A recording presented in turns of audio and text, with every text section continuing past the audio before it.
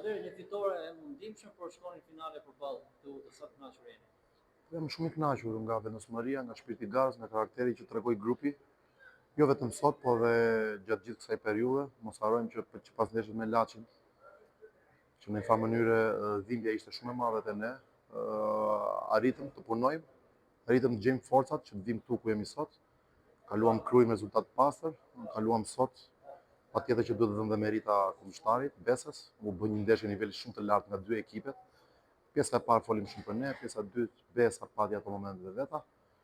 Kështu që mendoj që në fund fitoi ekipi që pati vendosje më të madhe, që pati shpirt gare më të lartë dhe që pati vendosmëri më shumë. Mund ta kishim zgjidhur në mënyrë më të thjeshtë, sidomos në rastin kur ekipi kundërshtar shkoi me -2 lojtar. Do të kishim pak qetësinë, të paktën të gjenë 1-2 stacione çakullim. Nuk po them të bënin çakullim dëmër, sepse ekipi kundërshtar nuk kisha humbte më dhe po vinte i zbalancuar në presim. Kështu që gjithsesi në fund fare arritëm kalonin, jam shumë i kënaqur me gjithë. Si e pret tani finalen tonë? Është një ndeshje superiore. Unë mendoj që dhe ne jemi një ekip superior, sepse punojmë, jetojmë dhe stërvitemi në mënyrë profesionale dhe patjetër që pretendojmë që jemi dhe në superior. Do mundohemi të bëjmë lojën tonë. Unë mendoj që shanset janë barabarta.